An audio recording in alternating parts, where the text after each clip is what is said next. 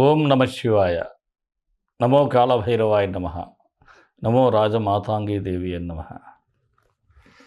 యథార్థ టీవీ ప్రేక్షకులందరూ సుఖ సంతోషాలతో ఉండాలని ప్రార్థిస్తూ మీ విశ్వసాయి గురూజీ. డిసెంబర్ 23న జరగాల్సినటువంటి మన కాళభైరవ జయంతి విశాఖపట్నంలో తుఫాను కారణంగా జనవరి 7కు వాయిదా పడింది. మొన్న శుక్ల అష్టమి నాడు జరుపుకున్నాం 7వ తేదీన. చాలా మనం అనుకున్నటువంటి శ్రీకాళహస్తి పండితులు అలాగే శృంగేరి పీఠం నుంచి రావటం చాలా ఒక్క మాటలో చెప్పాలి అంటే మహదానందంగా జరిగింది, అద్భుతంగా జరిగింది. భక్తులందరూ కూడా పరవశించిపోయారనే చెప్పాలి. ఆ రోజు భైరవుడు ఆ నామం తలిస్తేనే మనకి భయాలన్నీ పోతాయి, అభయాలు వస్తాయని చెప్పేసి చెప్తారు. ముఖ్యంగా మన కాలచక్రాన్ని మనం అటు ఇటు వెళ్ళిపోతూ ఉంటే పట్టుకొని నడిపించేవాడే భైరవుడు. అందుకే ఆ భైరవ నామాన్ని తలుచుకున్నట్లయితే అందరి దేవతల్ని తలుచుకున్నట్టే. అలాగే ఆ రోజు ఒక సంకల్పం, ఆల్రెడీ ఒక పునాది కూడా కట్టాము కాళభైరవ టెంపుల్ కోసం. మనం ఎలాగైతే పీఠం చూపించేటప్పుడు మీకు ఈ హోమాలు రాజమాతాంగి దేవి, మానసాదేవి, భైరవుడు, భైరవి మాత, స్ఫటిక శివలింగం, సంకటహర గణపతి, ఇలా ఈ యొక్క మూర్తులతో మనం దేవాలయాన్ని కూడా నిర్మించబోతున్నాం. పాలరాతి విగ్రహాలయాన్ని తీసుకుంటున్నాం.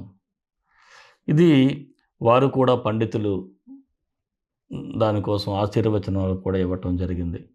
అయితే ముఖ్యంగా ఈ దేవాలయ నిర్మాణంలో మీ వంతుగా కూడా మీ యొక్క పాత్రను పోషించవచ్చు. మీరు కూడా ఒక అద్భుతమైనటువంటి మహత్తర అవకాశాన్ని ఉపయోగించుకోవటానికి ఒక అవకాశం ఉంది. ఈ దేవాలయ నిర్మాణంలో మీ భాగస్వామ్యాన్ని కూడా నేనైతే కోరుతున్నాను, ప్రార్థిస్తున్నాను. ఎవరైనా మీకు అవకాశం ఉన్నంత వరకు మీరు ఇందులో ఒక భాగస్వాముల కండి. ఈ దేవాలయ నిర్మాణంలో తప్పకుండా ఆ స్వామివారు, అమ్మవారు మీకు ఆశీస్సులు ఉంటాయి.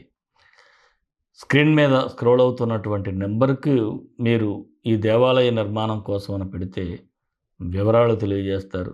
దాన్ని బట్టి మీరు ఆ అకౌంట్కి మీరు అనుకున్నటువంటి అమౌంట్ని పంపించగలరు.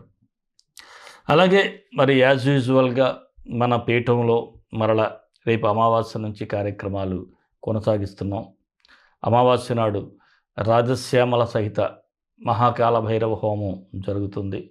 భక్తులు మీ యొక్క ఇబ్బందులు కానీ, మీ యొక్క ఈతి బాధలు కానీ, కష్టాలు కానీ ఏదున్నా సరే ఈ హోమంలో పరోక్షంగా పాల్గొన్నట్లయితే తప్పకుండా మీకు అద్భుతమైనటువంటి పరిష్కారం లభించగలుగుతుంది. ఈ హోమంలో పరోక్షంగా పాల్గొనే వారికి ప్రసాదం, విభూది కూడా అందజేయబడతాయి. అలాగే మీ గోత్రనామాల వీడియో కూడా అందజేయబడుతుంది. ఇక అన్నిటికంటే ముఖ్యంగా ఈ కార్యక్రమం అయిన తర్వాత అన్నప్రసాద సేవ. ఏ మంచి కార్యక్రమం చేసినా, ఏ దైవారాధన చేసినా లేనివాడికి అన్నం పెట్టినట్లయితే ఇంకా మంచి ఫలితాలు అనేవి వస్తాయి. మనం ముఖ్యంగా మనం అన్నప్రసాద సేవకు కూడా ఇంపార్టెన్స్ ఇస్తున్నాం. ఇవన్నీ జరుగుతాయి. మీరు ఎవరైనా సరే అంటే 29వ తేదీ బుధవారం మనకి ఈ హోమం ఇక్కడ జరుగుతుంది మన పీఠంలో. పరోక్షంగా పాల్గొనే భక్తులు స్క్రీన్ మీద స్క్రోల్ అవుతున్నటువంటి నెంబర్కి మీరు హోమం కోసం అని పెట్టినట్లయితే మీకు వివరాలు కూడా తెలియజేయబడతాయి. మరి ఇంత అద్భుతమైనటువంటి కాళభైరవ జయంతి కార్యక్రమంలో పాల్గొన్న భక్తులందరికీ కూడా నేను చెప్పినట్లుగా మీకు కరుంగల్లి మాలలు కానీ, అలాగే కొంతమంది మహాకాళభైరవ యంత్రాన్ని కూడా, లిఖించిన యంత్రాన్ని కూడా పంపించారు. వారికి త్వరలోనే పోస్టల్లో కూడా అన్నీ అందజేయబడతాయి ప్రసాదాలతో పాటు. అందరూ కూడా బాగుండాలని, ఆ భైరవుని ఆశీస్సులు ఉండాలని మరలా కోరుకుంటూ, మరి మన వీడియోలు మీకు నచ్చుతాయనే భావిస్తాను. ఒక్కసారి మన వీడియోకి ఒక లైక్ ఇవ్వండి. అలాగే మీ మిత్రులందరికీ షేర్ చేయండి. ఎవరైనా మన ఛానల్ సబ్స్క్రైబ్ చేసుకోకపోతే సబ్స్క్రైబ్ చేసుకోండి.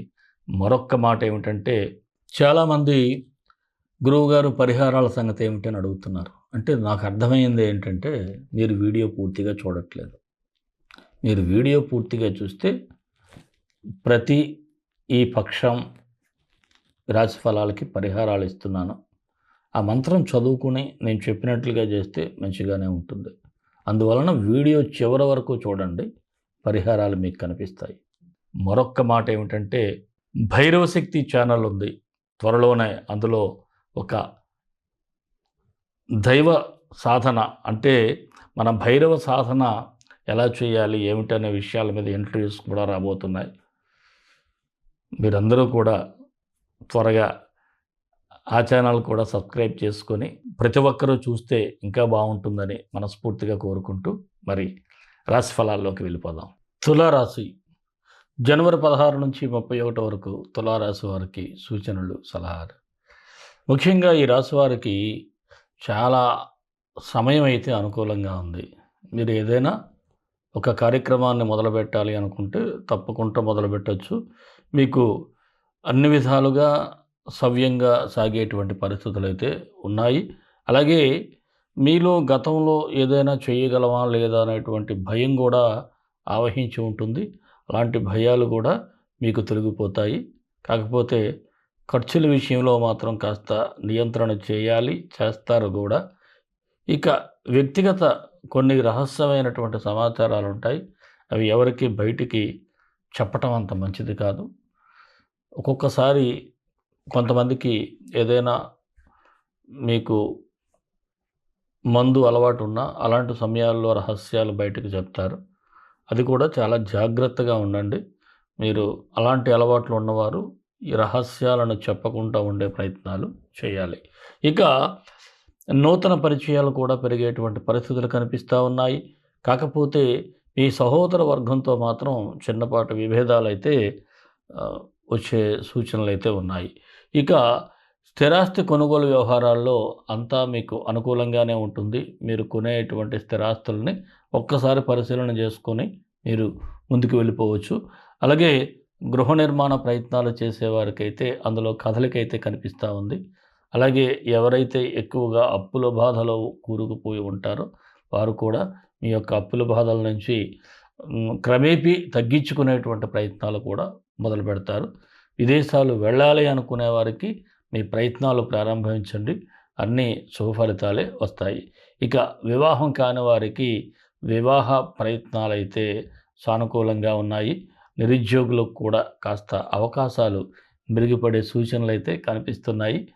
అలాగే రాజకీయ నాయకులు కూడా ప్రత్యర్థుల కదలికని బాగా గమనించటం, అలాగే వారి ఎత్తులకు పై ఎత్తులు వేయటం, మీ యొక్క సమర్థత, మీ ఉనికిని నిలబెట్టుకునేటువంటి పరిస్థితులు బాగుంది. అంతా కూడా పొలిటీషియన్స్కి మాత్రం చక్కగా ఉంది. ఉద్యోగస్తులకైతే సాధారణంగానే ఉంది.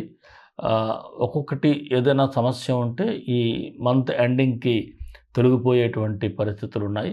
అలాగే ఉద్యోగరీత్యా కొంతమందికి అయితే ప్రయాణ పరిస్థితులు కూడా కనిపిస్తూ ఉన్నాయి. వృత్తి వ్యాపారస్తులకు కూడా సాధారణంగానే ఉంది. అయితే ఇక్కడ మీరు చూసుకోవాల్సింది ఏమిటంటే, మీ బిజినెస్ గురించి మాత్రం కొంతమంది చెడు ప్రచారాలు మీ సాటి వ్యాపారస్తుడే చేస్తూ ఉంటాడు. అలాంటివి మాత్రం కాస్త జాగ్రత్తగా ఉంటే బిజినెస్లకి డోకా ఉండదు. అలాగే నూతన పెట్టుబడులు ఏమైనా ఉన్నాయంటే కాస్త జాగ్రత్తగా చూసుకొని పెట్టే ప్రయత్నం చేయండి. లేదంటే మీ వ్యక్తిగత జాతకాన్ని కూడా పరిశీలన చేయించండి. ఇక భాగస్వామి వ్యాపారస్తులకి యావరేజ్గా ఉంది. పార్ట్నర్స్ మధ్య అభిప్రాయ భేదాలు కూడా కనిపిస్తూ ఉన్నాయి. షేర్ మార్కెట్ అయితే కాస్త లాభాలు వచ్చే సూచనలు ఉన్నాయి. చిరు వ్యాపారస్తులకు కూడా మీకు శ్రమతో కూడినటువంటి లాభాలు కనిపిస్తున్నాయి. కళారంగం, టీవీ, సినిమా, ఇతర కళాకారులకు కూడా కొద్దిగా మీ గురించి మీరు ప్రమోట్ చేసుకోవాలి. ఆఫీసుల చుట్టూ తిరగాలి. ఈవెంట్స్ రావాలన్నా సరే కొంత ప్రమోషన్ అనేది తప్పనిసరి పరిస్థితి కనిపిస్తూ ఉంది. విద్యార్థులకైతే బాగానే ఉంది. చదువు విషయంలో మాత్రం కొద్దిగా శ్రద్ధ పెట్టాలి. కాస్త ప్రెజర్ అయితే కనిపిస్తూ ఉంది. దాన్ని అధిగమించాలంటే మెడిటేషన్ చేయండి. మెడిటేషన్ చేస్తే మైండ్ కాన్సన్ట్రేటివ్గా ఉంటుంది. మీరు ఏం చదివినా మైండ్లోకి వెళ్ళిపోతూ ఉంటుంది. అలాగే ఆరోగ్యం గురించి చూసినట్లయితే కొద్దిపాటి జాగ్రత్తలు తీసుకోవాలి. ఎక్కువగా ఆలోచించటం, ఎమోషన్స్ అవ్వటం, దీనివలన నర్వస్ వీక్‌నెస్, గ్యాస్ట్రైటిస్ ఇలాంటివి వచ్చే సూచనలున్నాయి. ప్రేమికులకైతే అనుకూలంగానే ఉంది. మరి ఈ రాశి వారికి ఏ తేదీలు అనుకూలంగా ఉన్నాయి అంటే 17, 22, 27 బాగానే ఉంది. 20, 24, 29 తేదీలు కాస్త జాగ్రత్తగా ఉంటే సరిపోతుంది. తులారాశి వారికి మరిన్ని మంచి ఫలితాల కోసం విశ్వగురు సక్సెస్ మంత్రాలను పఠించండి. విజయాలు సాధించండి. ఈ రాశివారు శుక్రగ్రహానికి శుక్రగాయత్రి మంత్రం చదువుకుంటే సరిపోతుంది. భార్గవాయ విద్మహే దానవాచ్యుతాయ ధీమహి తన్నో శుక్ర ప్రచోదయాత్. ఈ మంత్రం 18 సార్లు ఉదయం సాయంత్రం చదవండి. డిస్క్రిప్షన్లో ఇవ్వటం జరుగుతుంది. అలాగే మీరు గోవులకు గ్రాసం పెట్టండి, మంచి ఫలితాలు వస్తాయి. ఇంకా నేను మొదట్లో చెప్పాను, మీరు అనుకున్నవన్నీ జరుగుతాయి, జరగాలని.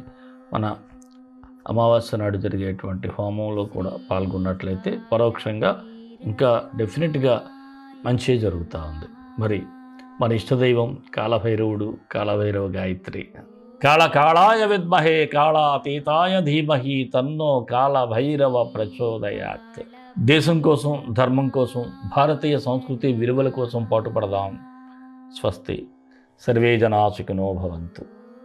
లోకా సమస్తా సుఖినో భవంతు.